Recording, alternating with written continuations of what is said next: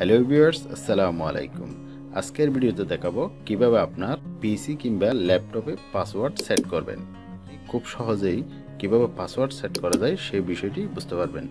চলুন তাহলে ভিডিওটা শুরু করা যাক। আমি এখন আমার ল্যাপটপের স্ক্রিনে আছি। এখান থেকে আপনি সরাসরি এইখানে চলে আসবেন। এইদিকে একটা সার্চ অপশন দেখতে পাচ্ছেন। এই সার্চ অপশনে ক্লিক করেও খুঁজতে পারবেন, অথবা আপনি এখানে ক্লিক করে এখানে সেটিং অপশনে চলে আসবেন। সেটিং অপশনে আসার পর এখানে দেখতে পাচ্ছেন ফাইন্ড এ সেটিং, এখানে লিখবেন কন্ট্রোল প্যানেল।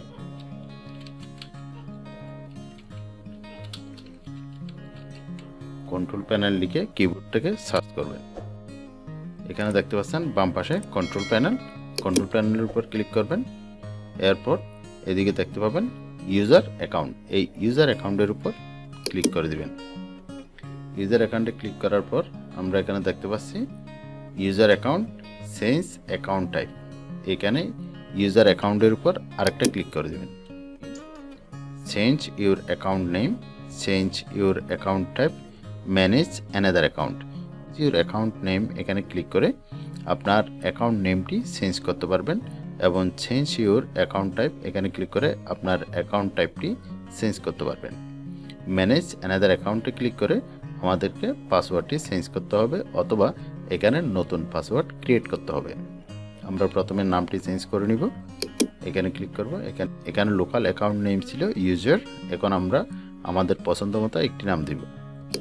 আমি এখানে দিয়ে দিব আমাদের চ্যানেলের নামটি।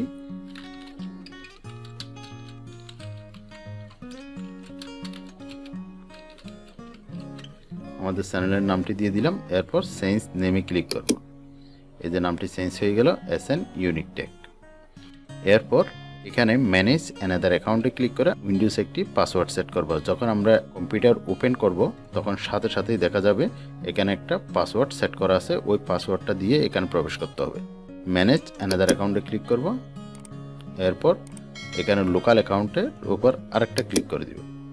ক্লিক করার পর এখানে দেখতে পাচ্ছেন আপনি ক্রিয়েট এ পাসওয়ার্ড। এই ক্রিয়েট পাসওয়ার্ডে ক্লিক করে দিতে হবে।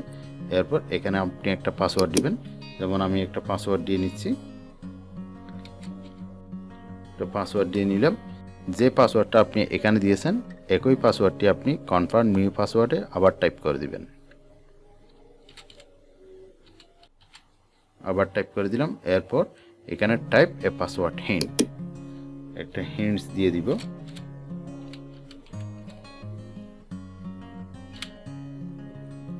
পাসওয়ার্ড একটা হিন্টস দিয়ে দিলাম। এরপর ক্রিয়েট পাসওয়ার্ডের উপর ক্লিক করে দিব।